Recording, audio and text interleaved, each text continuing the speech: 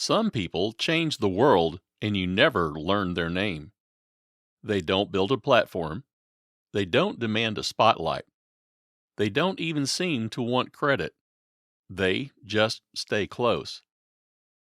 In the Gospel of John, there's a figure who appears again and again at the most intimate moments.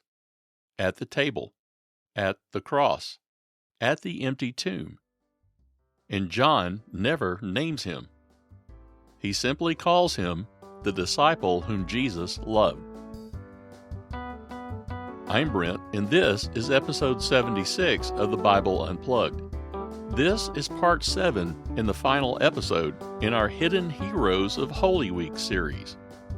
We've been looking at people around Jesus whose quiet faithfulness carries the story forward in ways we usually overlook.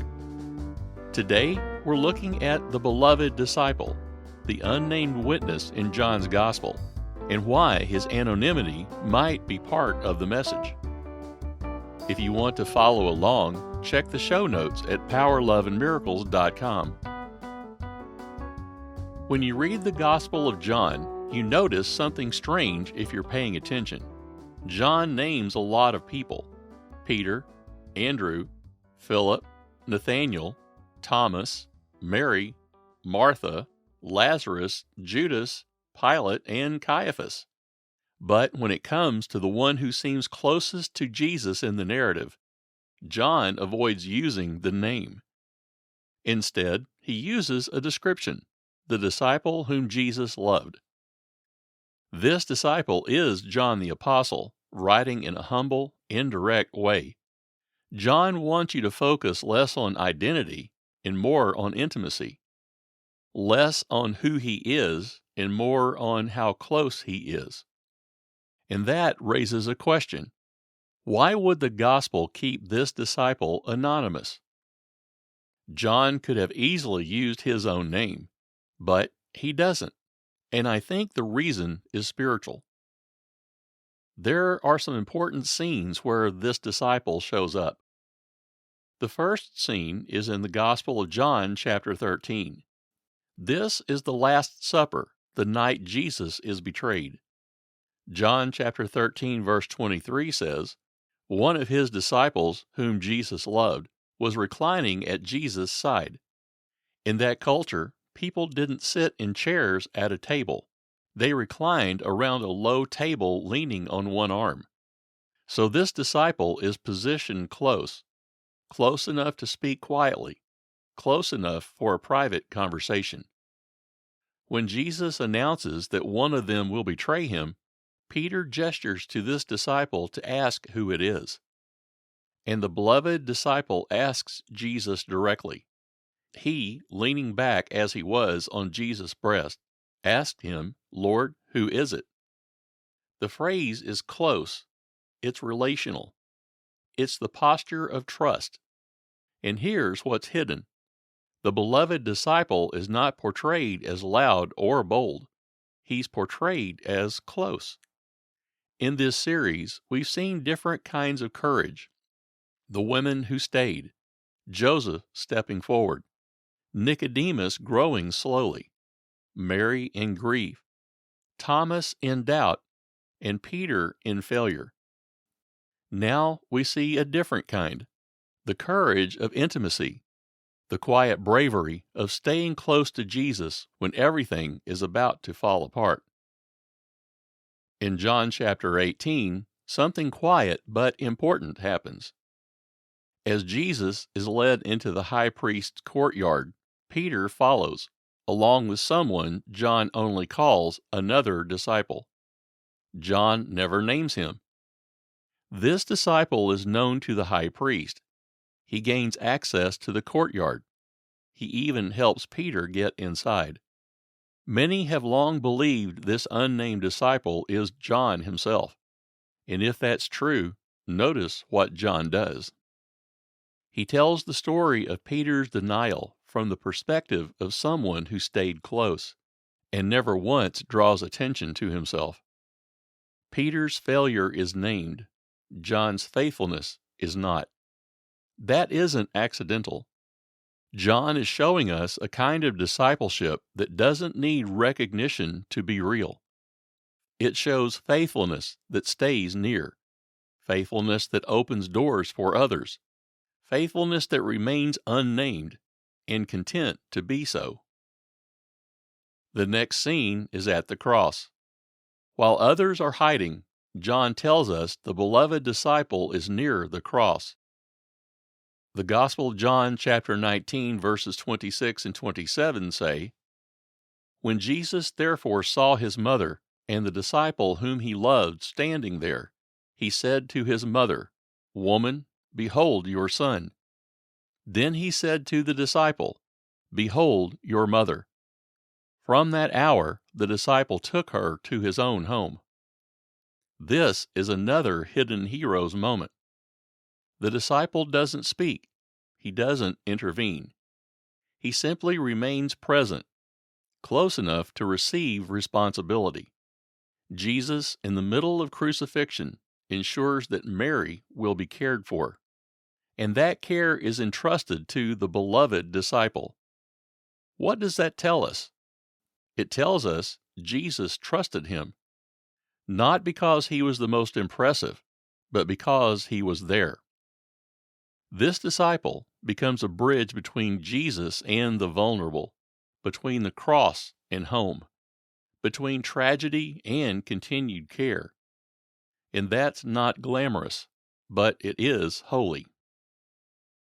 The fourth scene is in the Gospel of John chapter 20.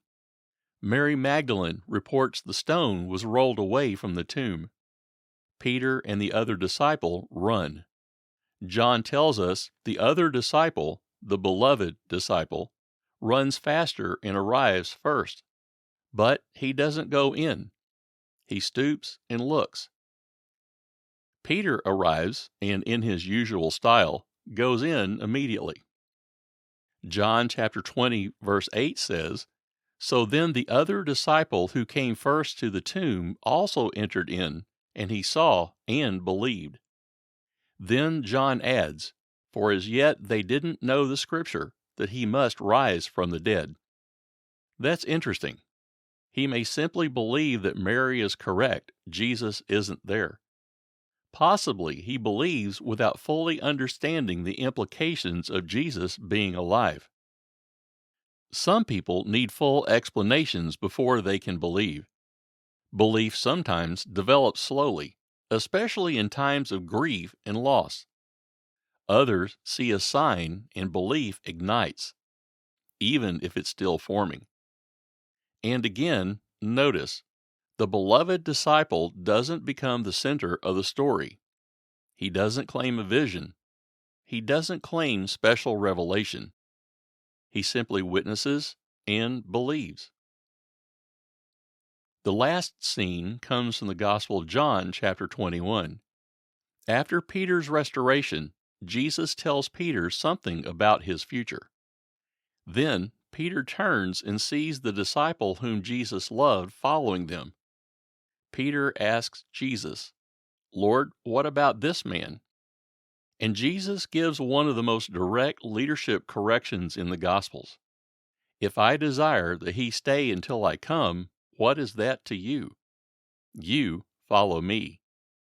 In other words, Peter, don't compare, don't compete, don't manage someone else's calling. That is a word for every disciple. And then John ends his gospel by identifying this disciple as the witness behind the writing. John chapter 21 verse 24 says, "This is the disciple who testifies about these things and wrote these things. We know that his testimony is true." And again, John still doesn't give the name in the text itself. He leaves it as the disciple whom Jesus loved. That is deliberate, because the gospel is not primarily asking, "Do you admire the beloved disciple?" It's asking, "Will you become that kind of disciple?" A disciple defined not by title, but by closeness. Let's bring this close to home. Your identity is not your name, your platform, or your recognition. In a world that runs on visibility, John presents a disciple who is intentionally unnamed, and yet his impact is enormous. The gospel itself, this text we're reading, comes through his witness. God uses him powerfully without building his brand. Closeness to Jesus is the real status. The disciple whom Jesus loved is not a brag. It's not saying Jesus loved me more than others. It's saying my identity is in the Lord who loved me. That's real and genuine identity. Identity that comes from love, not merit. Faithfulness is often quiet and relational. This disciple is present at the most relational moments, leaning close at the table, standing at the cross, running to the tomb, walking behind Jesus. He's not dramatic, he's consistent. Comparison will wreck your calling. Peter asks, "What about him?" Jesus says, "What is that to you? You follow me." Hidden hero spirituality is not competitive. It's faithful.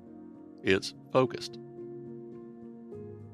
Let's take a brief moment to let this message settle in our souls. Join me in this simple two-part prayer to match your breath. Let's begin. In all I do, keep my focus on you. In all I do, keep my focus on you. In all I do, keep my focus on you. In all I do, keep my focus on you.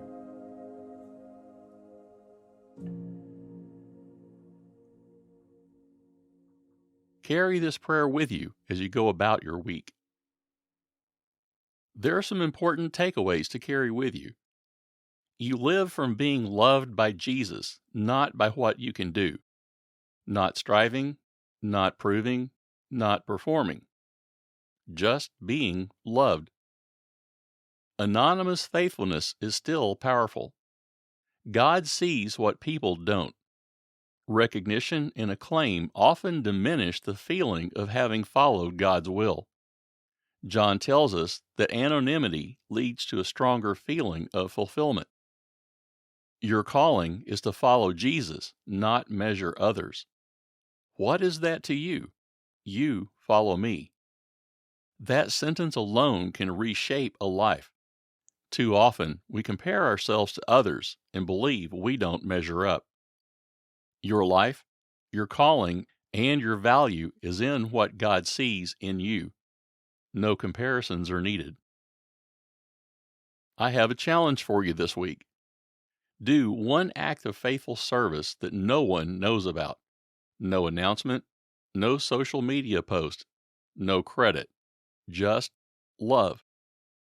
When you focus on what God is doing and less on what you can do, you begin to see God's will in a whole new way. And yes, the music in the background means my time is up for this episode. And that brings us to the end of this Hidden Heroes of Holy Week series. If this series has helped you, share it with someone or leave a rating wherever you listen. Here is my prayer for you this week. I pray that you would learn to live free from the need for recognition or comparison. Become the kind of disciple who stays close in the ordinary and extraordinary days of your life. Have a blessed week. Just to let you know, all opinions are my own. If you agree, keep listening. If you don't, keep listening. I might surprise you with something you didn't know. All Bible quotations come from the World English Bible, which is a public domain work. Our show theme song is Awesome Call by Kevin MacLeod and used under Creative Commons license. The content of this podcast is copyrighted 2026 by J. Brent Eaton, and this has been a Power, Love, and Miracles production.